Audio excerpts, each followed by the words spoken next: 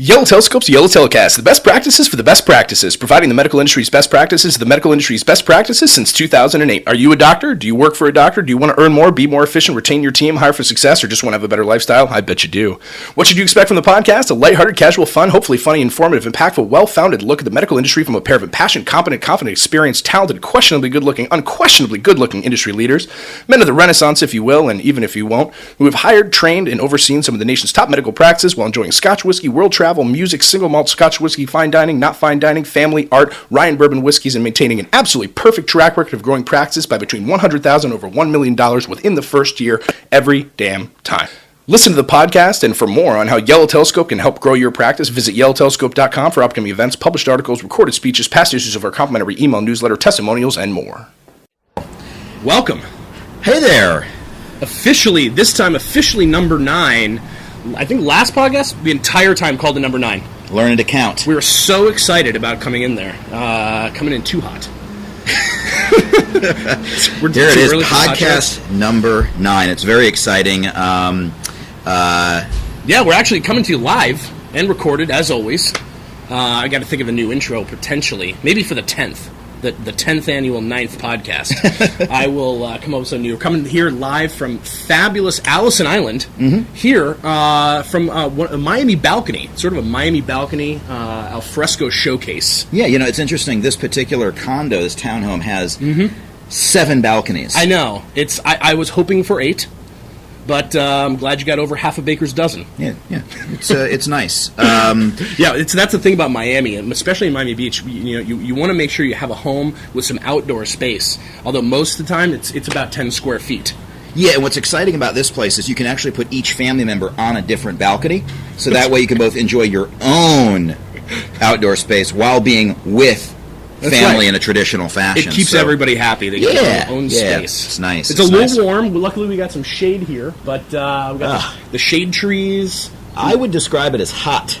It's downright balmy. Yeah, we're recording here in April, I'll have you know, and although everywhere else they're finally getting their first decent day of the year, we are in full summer mode here, and how hot is it? People usually ask me. It's hot. It's actually just hot this time. Yeah, and that's actually my joke this week. Is that what do you mean? I'm sweltering. It's not even funny. People die in this kind of heat. Every year in Chicago, there's someone over 106 who dies in this sort of heat. It's exactly correct. So it's not joke, Ed. No, I'm trying to keep it serious. Trying to keep it light. We also kept the door cracked a little bit just so we can get a little bit of AC coming out this way. Florida Power and Light is making a boatload off this podcast. Indeed. Well, this is exciting, I've got to tell you. We have a great topic for you guys today. For those of you who are tuning in from podcast land and those of you visually taking us in all of our splendor and grandeur. In YouTube land. Grandeur. And we're going to be talking a little bit today about the state of staffing. Yes. We've had a lot of inquiries lately and just finished several staffing projects for YellowTelescope clients, and things are very different than they were just 2 or 3 years ago, let alone 6 months ago, I'm finding, and certainly different than after the economic crash. So we're going to talk a little about how staffing is working for those of you guys out there who are looking to add to your staff as you grow, replace people who are quitting, retiring, being laid off, and really what the tips are and ideas are to sort of avoid little pitfalls that we've encountered along our way with our clients from throughout the nation. So that's the topic today. But first, there's always something more important to talk about. Well, for one, we've got the YellowTelescope, YellowTelecast. For one, we're going to get introduced into that pretty shortly here. We've literally been waiting with unwhetted palettes. Indeed. For a while now. Anyone who didn't watch episode 8, which we called episode 9, you really need to tune in, listen into that, download and subscribe to the podcast, because I was given over the holidays by Ed Searing and the YellowTelescope team this beautiful 5-liter whiskey barrel. Deceptively small, not 5 gallons. We filled it on the last one with some München, basically some hardcore, very strong corn whiskey from a wonderful place out in the Ozarks of Missouri, and we've been watching it age ever since. Well, yeah, it's been an exciting couple of months. We literally had to wait. You might say, like, how exciting was it? We say it's about as exciting as watching bourbon age. Well, yeah, we typically do about a monthly podcast, and people say, wow, you must have been busy. It's been the better part of 2. Yeah. And I'm like, well, yeah, I was busy. I've, again, been watching the bourbon age. Right. We wanted to make sure it's mature enough Oh yeah, no work for our SE Oversight clients. Not helping anyone from Yellow Telescope. Nope. Simply staring at the cask Yep. and watching the bourbon age. But it is my first very own Hoff's Hooch. It's right. my first created, well curated whiskey. So it could be terrible. Hey, we're going to find out. We've got some backups just to be sure. There are professionals who go to school for this. I've got a little cousin. He's not that little anymore, but he works for 312. Shout out to the beer company out in the Chi. Yeah. And he's a brew master. So I've got to think if he needs to go to school to learn how to make beer, my first batch is going to be terrible. But I'm excited about trying some really good bourbon. Some things you got to find out the hard way. So I'm nervous. I'm not even sure I want to open this because I don't want to. It's going to be the end of an era, the era of pure aging. But what's exciting is if we think it's too young, we can keep it in the barrel. Sure. If we think it's a little overaged, we can start putting it back into glass bottles, and it'll stay like that pretty much forever. But we're going to taste it and try it today. And then what will happen is the next round, we're going to go on to a different kind of whiskey that we're aging and making from scratch. So if you want a bottle of Hoff's Hooch, $4,000 per bottle, go ahead and email info@yellowtelescope.com or guardian@seoversight.com. That's correct. So you ready to pour this bad boy? Yeah, let's do it. We've had some pretty exciting stuff going on here as well. Are you talking about my shirt? Yeah, yes. I love a color block. I love anytime I can wear something that makes you look sort of muted and understated.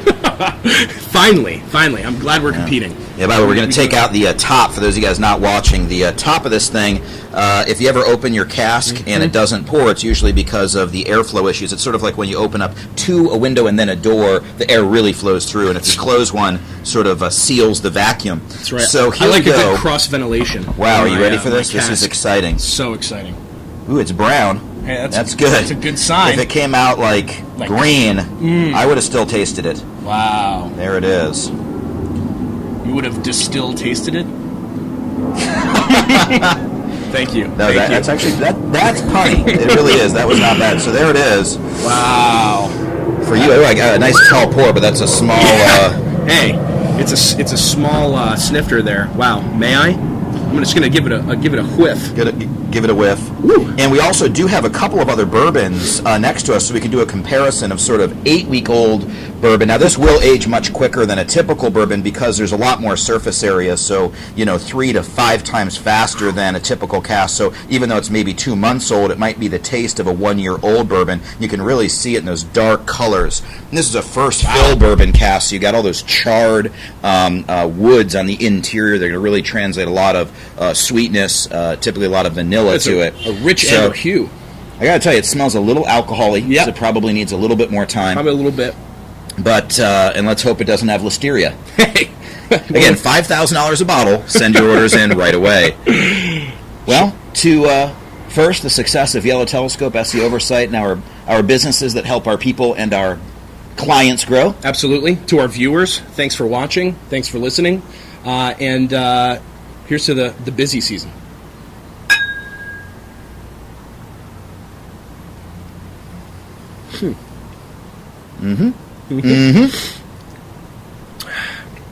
What do you think? Lot there. There's a lot going on. I'm surprised by how complex it tastes for just this age. I was thinking the same thing. It's got some bite for sure. A little bit of alcohol bite, a lot of sweetness, and vanilla as expected. I would say that some of the bite is also a little bit. You can taste the char. Yeah, it's got a little bit of a spice to it.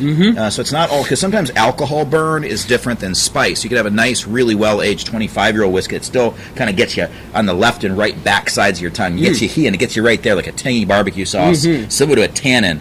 I'd actually say it's a pretty decent tasting whiskey. It's actually pretty damn good. We started with a very, very fine moonshine, if there is such a thing, and there is, very craft distilled. So I like it. I'm going to drink it. Gets better on the second sample there. And for those of you guys who aren't ordering your $5,000 per bottle Hoff's Hooch, we do have a nice Paddleford Creek bourbon whiskey. This is a small batch, charcoal filtered, extra smooth. What that really means is that they made every effort to take a little bit of the character out of it, but keep that really nice, smooth, vanilla, easy to drink. So it should be a nice juxtaposition to the bourbon of the Hoff's Hooch. So feeling really excited about this, just to try something different. Let's do it. If I may. Yeah, this is great. This is nice. We should tell the viewers actually about we did a Yellow Telescope pilgrimage to the tasting here locally, even right here in Miami. The Whiskey Mash. The Whiskey Mash. Shout out to the Whiskey Mash. whiskey mash folks who did a superb job. They I think highlighted, 5 dozen whiskeys. And I think there was 150 there, though. It's felt like it got away from us a little bit. Yeah, if you got a call at around 6 p.m. about a month ago from either of us, you're welcome. You know, again, it's hard to get drunk on whiskey. It's too costly, and it's a nice slow sipper. But that was a day, certainly. So there it is. Let's try this bad boy, and then let's move on to educating people on topics that entertain them. That's delicious. Tastes like ice water after this. I actually like the complexity and would actually prefer drinking my own bourbon. I tend to agree. And what's interesting, too, is because this moonshine we put in, you want to start with a high alcohol content liquor because the Angel's share will evaporate a certain portion of it, and it's actually going to come down in alcohol content every month that it's aging. So if you start with an 80 proof like a vodka, you end up coming out with a liqueur instead of a liquor. No thanks. So very good. Well, appreciate everybody indulging us in that. We also, by the way, if anyone wants to try, we'd like to put out yet another endorsement of the Angel's Envy. The Angel's Envy bourbon, not as good as the rye, but probably the most award-winning bourbon of the last couple of years, and one of my very, very favorites. If you're a bourbon person on the bourbon trail living in middle America, we love your bourbons, and thank you for providing them, even though I'm a little bit of a single malt guy. We're excited. In fact, looking for some clients in Kentucky. We'd love to come out your way. Just to ride up the bourbon trail. You're actually going to get some extra help from Yellow Telescope. Yep. All we ask is a mint julep and a trip to the Derby. That's right. Anyone in that area would be great. If we organize a start date right around the first Saturday in May, that'd be great. I have head to toe seersucker, including underpants. That's correct. Seersucker underpants. So let's go ahead and dive in. Yeah, let's do it. I know I've personally noticed. I know you have too, John, a lot over the last few months. Some of our clients that really regardless of the geographic location, the greater metro area that they might be in, whether it's Southern California, whether it was sort of the Midwest, right in Ohio, we've got clients we're doing staffing for, right in Maryland, sort of D.C. metro area, around that area. We're seeing a lot of constants that are right around, no matter who they might be. And it's really kind of made us think about how things have actually changed. Even just over the past few months, I've noticed things to be a little bit different, even compared to the past few years. 100%, yeah, and I guess it speaks a little bit of the history. I mean, we started in 2008, and we probably weren't as busy back then as we are now. So didn't see quite as many people, both because the economy wasn't great and we weren't quite as well known, and we were building like any other business. And what we found, at least, and I think you'd agree with this, is on our first handful of staffing projects we did, and about half of our clients, when they hire us, they've got a fantastic nucleus, a great practice manager, great patient coordinator, great team members, and it's really about training them and making them better. And the other half say, look, I wish I had Susie Q, who was amazing, but Susie Q just quit, or I need a Susie Q, or I never had a Susie Q. And so we fill those positions. And on the first handful, what I definitely say is that when we put a job ad up, and we use primarily the same methodologies and proprietary systems that come from our over 15,000 interviews we've combined to perform, we got a lot of resumes. And when I say a lot of resumes, we would have positions with 100, 200, 300 resumes coming in from a single job posting on within a place just like a few days. Yeah, Monster.com. A week or two later, you'd have 250 resumes sitting in your inbox to sift through. And the challenge was the time it took to get through them and find the best of the best. And in some of our positions today, we're not seeing that. That's right. In fact, we've actually gotten a lot more creative as far as taking a lot of our proprietary methods, a lot of the ways that we help to create the job ad, places that we dive in for certain areas, metro areas where it's even challenging or there just aren't really the candidates that we're specifically looking for. We're reaching out to local business schools, we're reaching out to universities, we're reaching out to, local chapters of nursing groups. No, I'm getting and in some cases, even going outside industry and talking to other medical groups that where they're just not paying their manager very well. Digging deep into our personal networks. Absolutely, using our LinkedIn. And of course, we filled every position, and we always do, and we've done them valiantly, I'm proud to say, post-haste. But what I would say is that, we've had certain markets where there's high unemployment rates, but we're still not getting the right kinds of resumes. Like in a place like Ohio, where there is still a relatively poor employment rate. However, we're just not getting the types of people versus other areas like, say, a New York City, where we're getting still a high volume, but the quality isn't what it used to be. So things have changed, and as you mentioned, which is really the key point, is even 1 year ago to today, things are totally different. Sort of like real estate in Miami. That's correct. It used to be $600 a foot for a place in Miami Beach, and now it's $850 or $1,000 a foot. That's no joke, which is why I need you to buy my $5,000 bottles of whiskey, the Hoff's Hooch, through YellowTelescope.com. That's right. But it really is very interesting to see it absolutely plummet in terms of volume in some areas and quality change entirely. So the state of staffing is tough, and it's important to understand how things are. Unfortunately, we don't determine the market. You don't determine the market. The market determines the market. So... yeah, and it's got lots of supply and demand like anything else, and of course that relates to what you expect for the position from the people that you're trying to hire, as well as what you're anticipating paying them. And so we had a couple of reminders and things that we've been trying to emphasize with our clients and who really do need the staffing, and really even for the practices that we work with that maybe have that individual, just to make sure that they are actually going to be able to be retained given the job market that's out there currently. Right. Some of it sounds basic, but... yeah, I think, first of all, I wanted to also underscore that you're right. I smell a little cherry in there. Yeah, thank you. Typically more, on the rye bent, but it's getting better and better with every sip. Oh, yeah. Important aside, I don't want to interrupt our less important information without sharing that with you. So talking about a couple of general tips, because I think that people tune into this podcast either because they're goofballs that enjoy our sense of humor, albeit, if you want to call it that. Or lack thereof. Yeah. I love John and Ed because of the lack of sense of humor. But also to hopefully learn a couple of pearls every time on the way to work, while they're sitting around at lunch, sitting after a consultation, take a couple of tidbits and pearls. And I think a couple of general, simple takeaways is that there's no question these days that, A, you get less for the same amount of money, and that's not a bad thing, and B, you need to pay well. Yep.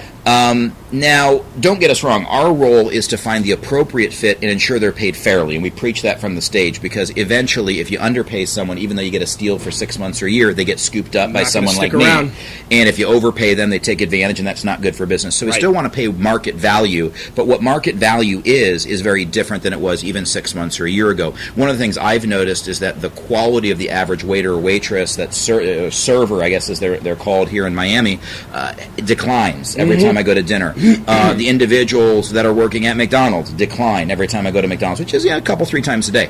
And the reason for that is because more and more qualified people get better and better jobs, and so the people who have to get scooped up change. Sure. And that's the nature of employment. So one of the things I'd make sure of is with your current staff, are you truly paying market value? And I may be asking you to spend your own money, but I'm actually saving you money in the long run, because as soon as your very best person walks out the door because they got something small, a few $1,000s more a year, or even $10,000 or $20,000 more per year in some cases, depending on their role, well, that's a surgery or two. Right. And you've made that money up. And also, I'm not going to apologize for asking you to spend money on probably the most important aspect or investment you can make in your practice, your business, which is your people. Not to mention that this state of I'm patting Ed on the back because he's worth every penny. Hey, I appreciate that, as are you. I gave you ownership in this fledgling business. Yeah, I know. Particularly because we're making no money. I was going to say, it's now worth regretting it. It's fine. Yeah. It's all right. Someday, I'm hanging on to it. It's an investment. I'm a small-time billionaire, so I'm trying to get to the big time. Wow, that makes me a small-time millionaire, so cheers. Indeed. As far as the state of the economy, I think it's also a good thing, because if you're having trouble finding good people, it might make them a little bit more expensive, but that small extra investment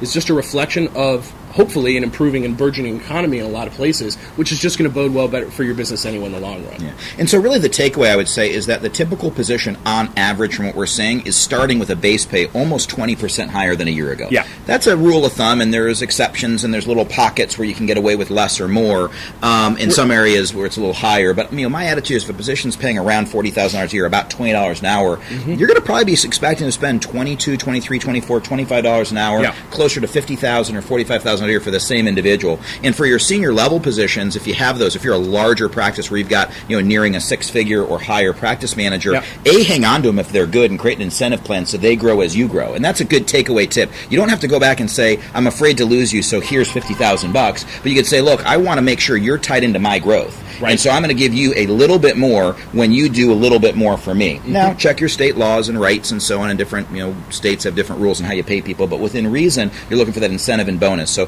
pay well, and then also look for incentive plans to tie them into your success and failure, because then there's no reason to leave, at least not over monetary reasons. And this also leads into really the big difference between staffing versus the art of recruiting. Indeed. Staffing, you can simply just hire somebody, you get the resumes, give somebody an offer, they accept it, they start the job. Great. Now, of course, you can hire a staffing firm for that, but the true art of recruiting... It says right here, they went to Harvard, they have 2 years of experience, they're going to go and do well, and they're going to want the job. Sure. Now, of course, the art of recruiting is really finding that balance of what's going to motivate somebody, what's going to make them feel really selected and from a selective market, but then also what's going to make them stick around long term, what's going to draw them into not only the first 6 months or a year, aside from the obvious things like you have to have good management, make them feel part of the team and all that stuff, but also what's going to get them excited about something growth long term. It's that balance while having a high enough base to attract them initially and make them actually take the job and want to work for you, but at the same time making sure it's not too high and that there's enough upside potential that they're actually going to want to stick around and help you grow. Absolutely. And I think, one of the things I like to talk about in that art of recruiting, which is well stated, is that everybody has skills and everybody has talents. A skill might be being able to wipe off a table when it's dirty. Now, a talent is someone who can wipe it into the shape of a Mona Lisa.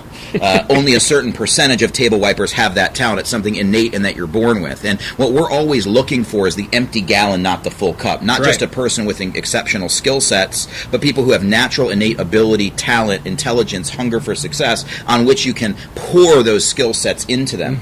And an analogy is that you have to use the art of recruiting to attract that person to your business. I've had doctors say this to me. John, I think I'm a great place to work. At the same time, I'm a small practice. It's me, it's my receptionist, it's this patient coordinator or practice manager I'm trying to hire, and we've got a part-time esthetician.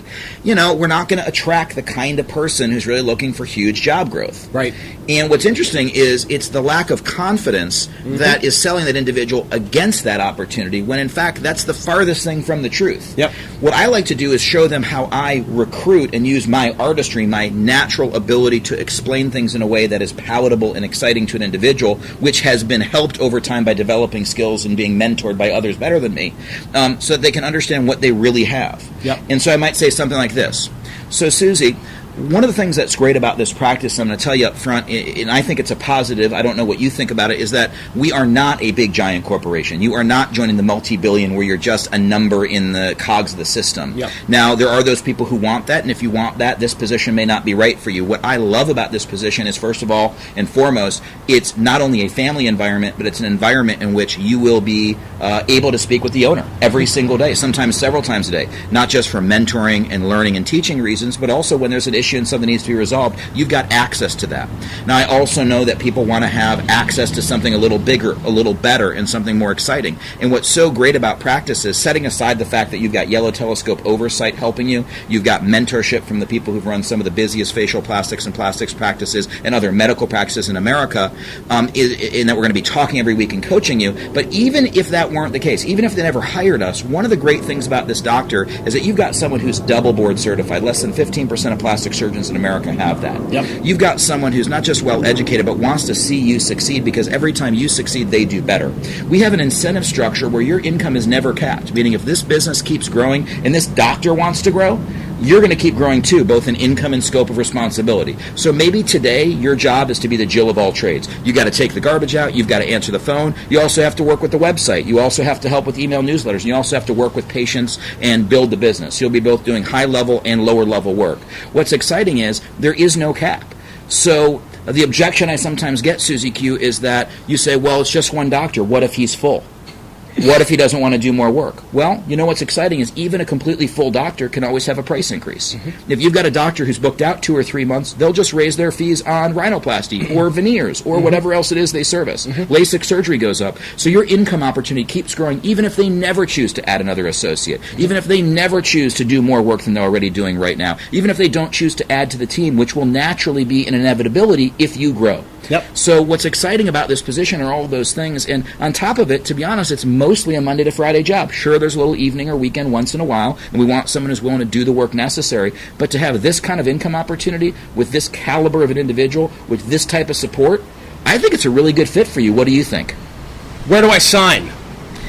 And I actually do think what I just did is very good, and Absolutely. I'll take full credit for it. And the reason why it's good is I do this for a living. Now, what's also exciting about this is that is not just a blowing smoke. I think every word of that's true, because you know what? I was a patient coordinator, and then I was a practice manager, and then I did double and then triple and then quintuple my income by delivering and growing a practice, and I believe every word of it. So the ability to simply say, well, she went to a good school, I'm going to offer her $50,000 or $100,000 or $10,000 a year and pray is, excuse my French, bullsite. Well done. It doesn't work. And what you need is a recruiter. So if you've got the natural talent, go do that yourself. Right. And I think that you can do that in some cases. You may have a charismatic leader, you may have a great doctor, you may have a reputation that precedes you. But if you can't, don't be afraid to pay a recruiter. And not just a staffing agency, but a true recruiter who's going to deliver people you cannot attract on your own, because that's what you're paying a true recruiting agency to do. And we're an option, clearly. That's why we're doing podcasts, like to make money. But it doesn't have to be us. There may be some other good people out there. So with that, I think I've sort of underspoken and not said enough. Yeah. But still, I'd like to turn it back to you, Ed. I'm actually I'm literally sweating. It's not just the heat. It's just the heat. Oh, that's right. It's emergency hot. That's right. We're actually going to, for the first time ever, going to do a break in the podcast just so I can go out and change shirts and then come back. But first, aside from just finding a recruiter, I'm out of breath, personally, just even from that. I didn't breathe the entire time. I did work in one small whiskey sip, though. Well, that's also the part of sipping whiskey. You know, where I think your particular talents lie, Ed, is a lot of people would describe me as, what's the term for it?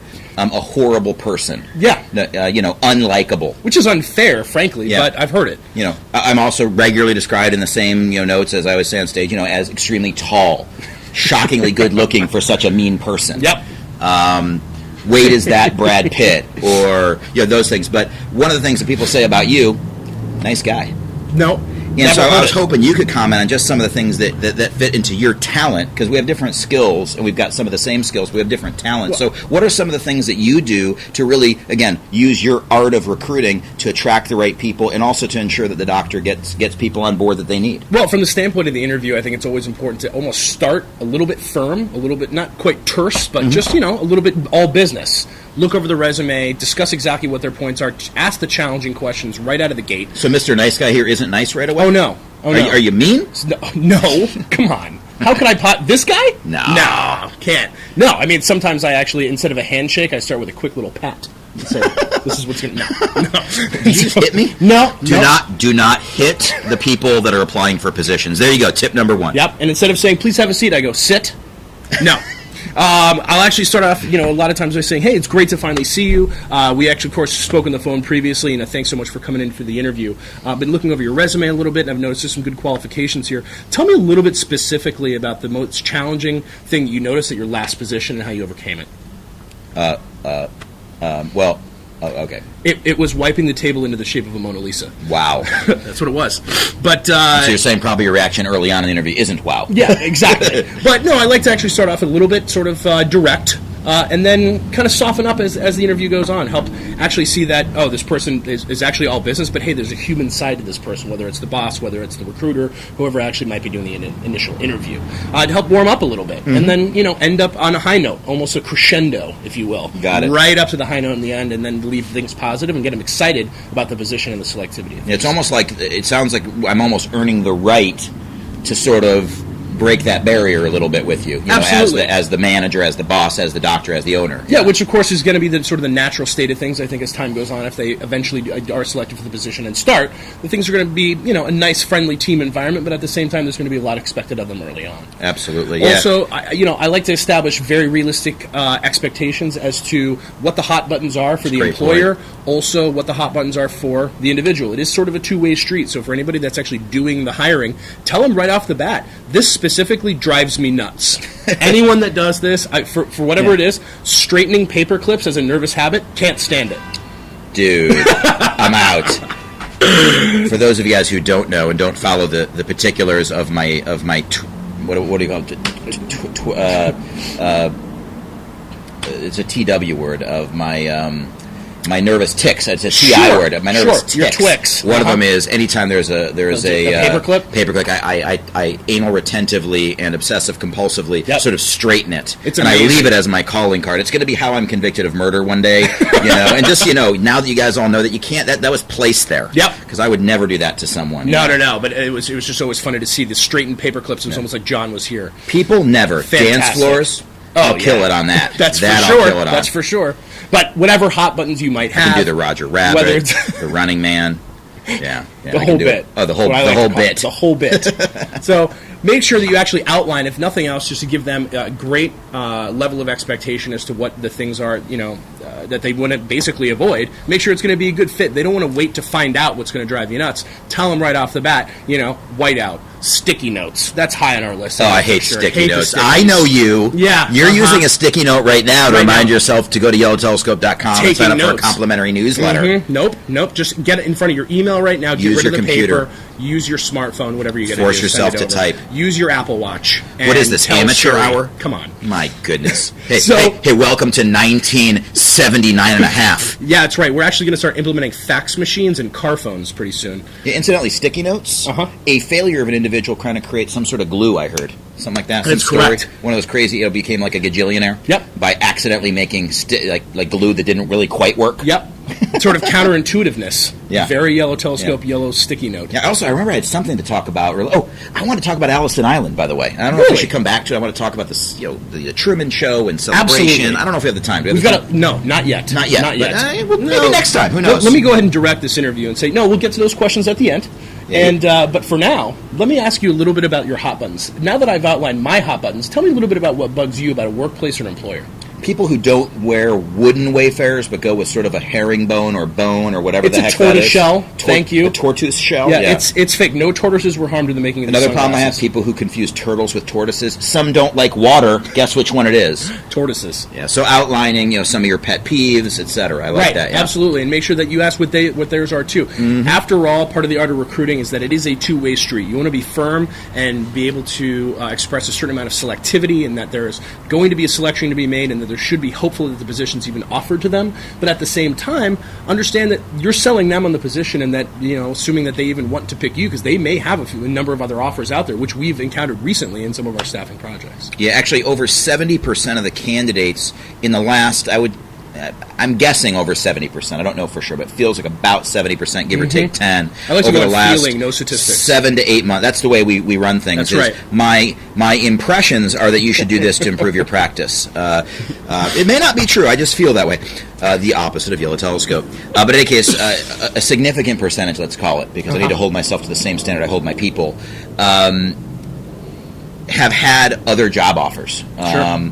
We have even had people that we haven't been able to get. They actually have taken other job offers because sometimes it just isn't the right fit. An interesting fact is we filled several positions in the New York kind of tri-state area, and with one of the positions, with a doctor remain nameless, we actually ended up selecting the third choice. That's right. What's interesting is they have absolutely blown up with their third choice, done an unbelievable job, pretty consistent growth months, hundreds and hundreds of thousands of dollars in growth.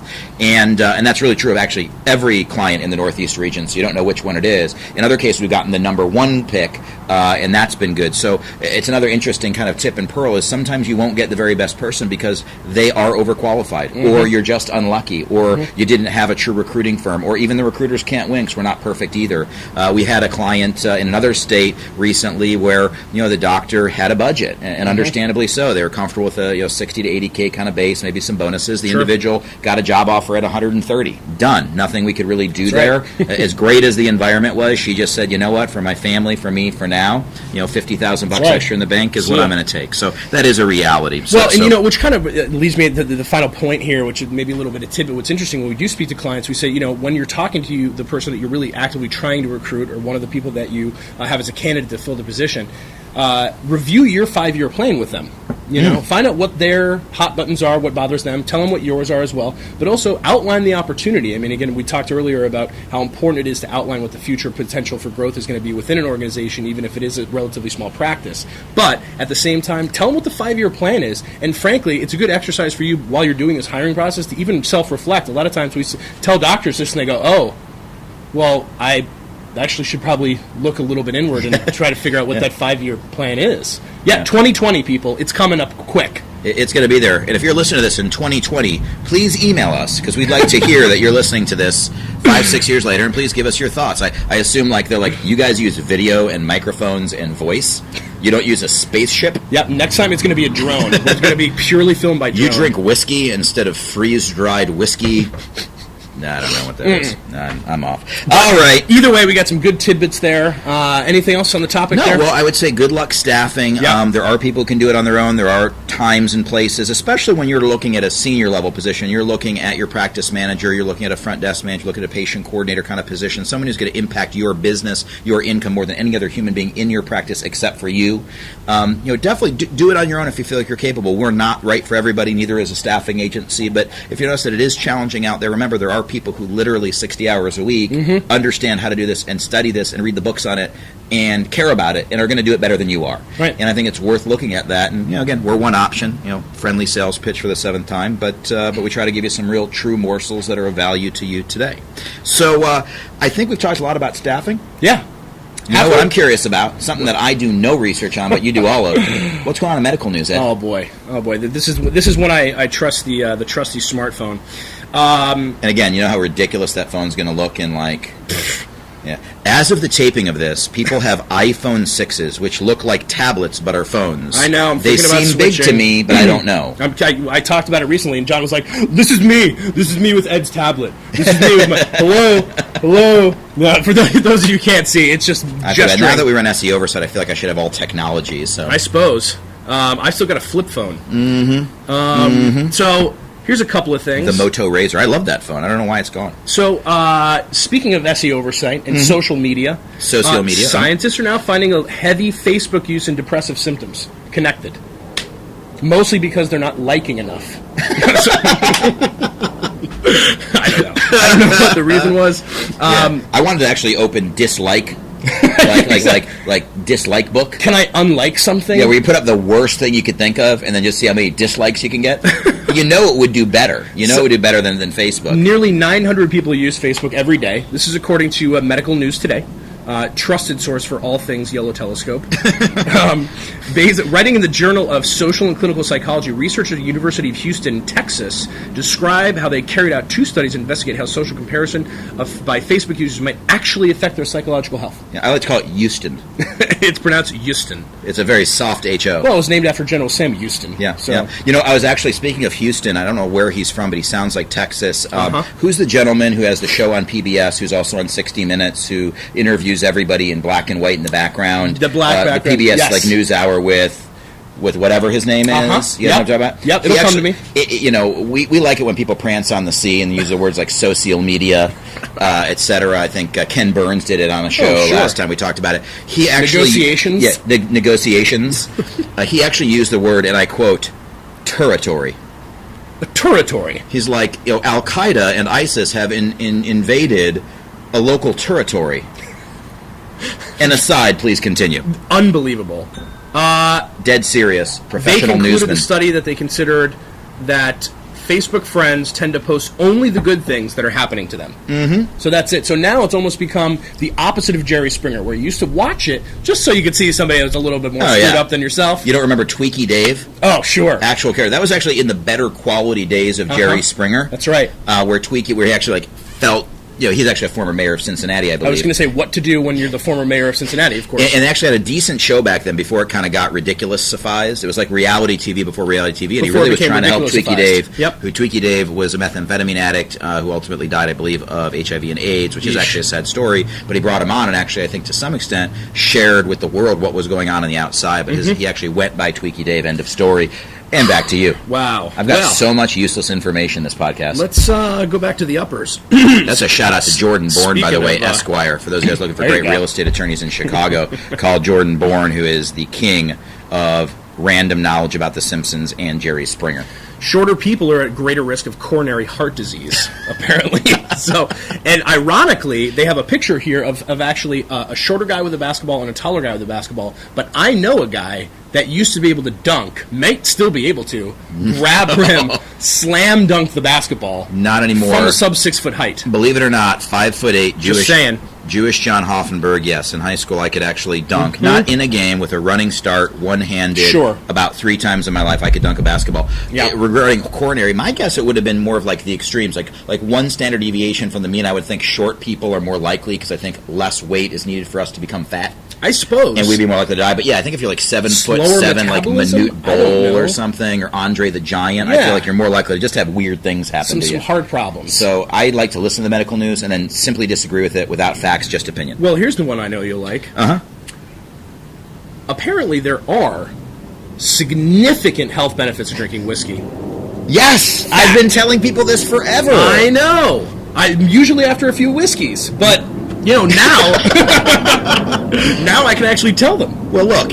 Think of the two different options. Let's say you're reading Sure. Facebook and you're depressed. Is that going to help your health, the depression? Nope. And how do you feel when you're drinking a little whiskey? Excellent. How is that going to help your health? Let me tell you. Yes! So, now of course we know. I've got to text my wife immediately. Already know that some of the health benefits of whiskey include its ability to aid in weight loss, slow down the onset of dementia. We already know these things? That's correct. I would have thought that it's calorific and not very good for you They in also excess. increase heart health, prevent and manage diabetes, I'm about to do a shot. boosts good cholesterol, fights against cancer, eliminates blood clots, strengthens the immune system. Generally, whiskey is one of the healthiest forms of alcohol available. I believe that it could definitely solve blood clots just because I could see it just kind of thinning everything out. Wait, are you just reading things that are health benefits? This is from organicfacts.net. Oh my goodness. So it's facts. Well, who took organicfacts.com and .org? Yeah. I would like to first of all know why organicfacts it's not .org. Why is it a for-profit? Why is it a for-profit organic facts website? Yep. Second, why couldn't they get .com? And then third, is there any evidence, or are they just saying, I believe that watches make you happier? That's also true. That's also true. I'm wearing one that's bright green. Ironically, won't make you more on time. Yeah, by the way, more comments on this than the Audemars, more than the Hublot. That's absolutely correct. $8. I've seen that. I've got the Panerai. You steal all the attention. Thanks. Nutritional value. First off, whiskey's extremely low in saturated fat. Watch nuts, please email us and talk to us in conversational tones about your watches. There isn't much to whiskey except a large amount of alcohol. That's what it says. But in terms of its organic compounds, it's rich in ellagic acid, which is a very powerful antioxidant and is responsible for a great deal of the health benefits of whiskey, also known as whiskey. So I'm drinking the blueberry, if you will, of the... It's more like the acai of alcohols. The acai? The acai? Acai? The HI? Studies have actually shown that whiskey can successfully boost your cognitive performance and reduce your chance of developing dementia and Alzheimer's. This is literally one of the greatest medical news stories I've ever heard. It's up there, and I reference it every time, about the person who lived with a towel in their stomach for like 30 years in Japan. That's right. That is poor medical care. Heart health. Whiskey can be a major player in protecting our heart health. As our bodies get older, our systems become more frail, resulting in less efficient functioning of the various organ systems and weakness of the cardiovascular system. However, usually caused by prior whiskey drinking, but at a certain point you turn the corner and... A study has recently revealed that those who consume a moderate amount of whiskey on a regular basis have almost a 50% lower chance of experiencing a stroke or heart attack, which is exceptional news for those at risk of cardiovascular disease. It's like the one guy I met once who says, I only have one whiskey a day, and then took out a 64-ounce big gulp. Exactly. What is moderate? Is that one or two? Because I would say that probably 97% of the time when I have one whiskey, or two. Yeah. I have a whiskey or two. That's it. And usually I don't think I feel any effects, but maybe it's a Saturday, a Saturday's afternoon. Yep. Maybe I've got a friend in town. I might partake in an extra one or two or three and kind of see where the night takes me. Hey. Start cold calling clients. But as far as what's moderation, I'm not quite sure. 2 6-ounce pours of a red wine to help my heart health. And then that's the other question, which is, if I already know that red wine's good for my heart, and I have the requisite 1.5 glasses a day, and then a requisite 1.5 whiskeys. Yes, and then a requisite 1.5 bourbons. That's right. Is it bourbon, single malt, and Japanese whiskey? Can we mix them all together? I believe this is the bell curve you were speaking about earlier. And a few words of caution. This leads us to the conclusion of the article. Although these health benefits sound wonderful, there's also a dangerous side to drinking whiskey. Alcoholism and binge drinking are both very detrimental to your overall health, which is what we always say. It is impossible to binge drink whiskey because you can't afford it.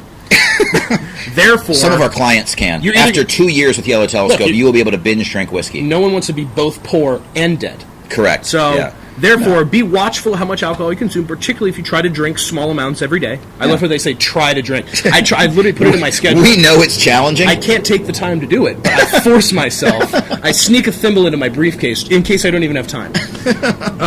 And then you feel that buzz. That's dangerous and an unhealthy progression. Consume small to moderate amounts of whiskey for the best, healthiest results. It makes you want to pour the Angel's Envy to try our third and last whiskey of the day. I bet it does. I have finished actually my own before I finished the Paddle Creek. The Paddle Creek is good. It's very palatable. It's very nicely made. Very palatable.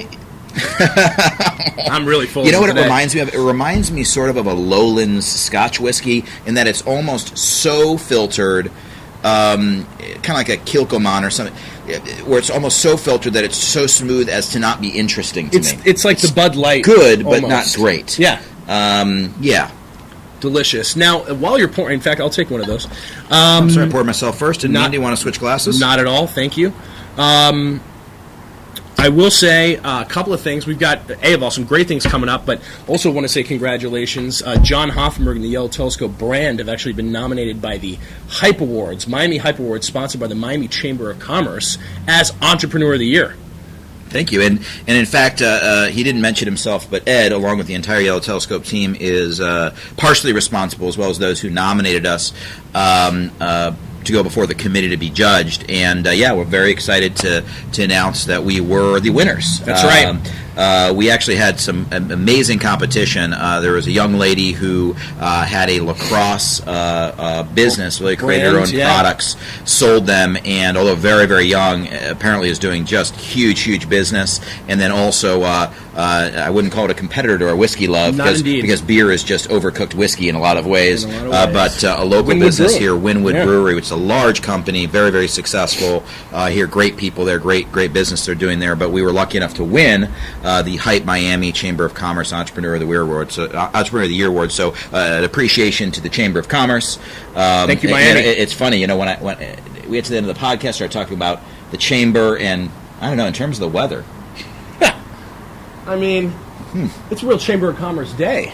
How about that? Literally really? Chamber of Commerce weather. It's COC weather. Yeah, but thank you to all you've done to help in our winning of this award. I know we're also finalists for the Beacon Council Award. That's right. And hopefully, some more to come. I mean, we're not really about awards. We're about helping clients, which helps us. But it's nice to be recognized. So while I'm tooting our own horn.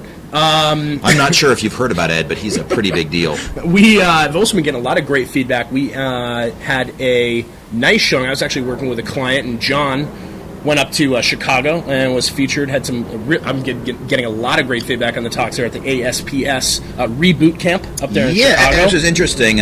Special thanks to Dr. Basu and Dr. Corman, who put together the event along with the support of the ASPS and the plastic surgery group. And it was just a great event. It was the first time they'd done it, which was sort of a 2-day, completely business-focused boot camp. They called it the Reboot Camp, which I thought was kind of witty.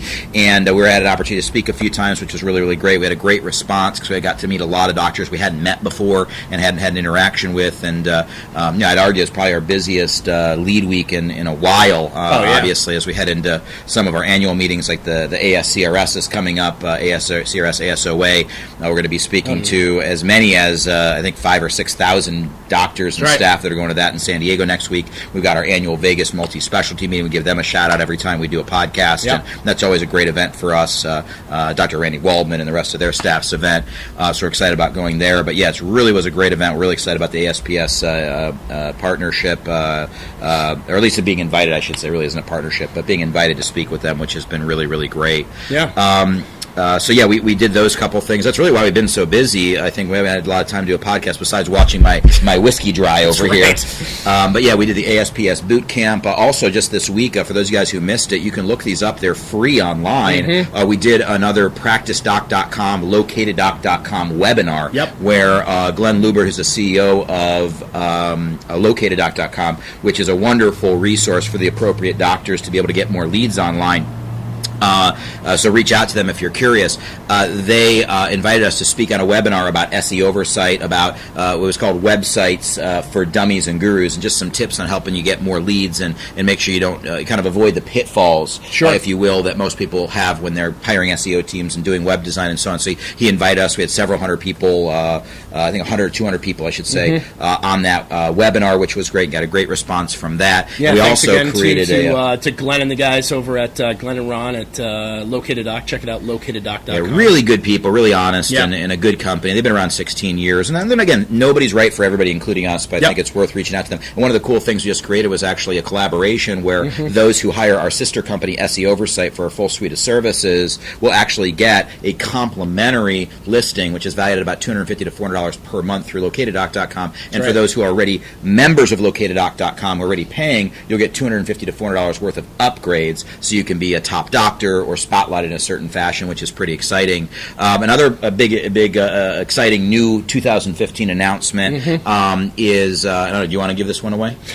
Be happy to. You know what I'm about to say? Now a preferred vendor with RealSelf.com. That's correct. So to the good people also at RealSelf, who we've had a good relationship with for, the better part of a decade, I think, at this point. Tom, they're wonderful and honest and good quality CEO, and Maureen and the rest of the group over there have done a thorough vetting process of our company, which I'm really pleased to have them do. Gone through a number of talks, and we're now a preferred affiliate of them and a preferred vendor, which is pretty exciting. So stay tuned for more news there.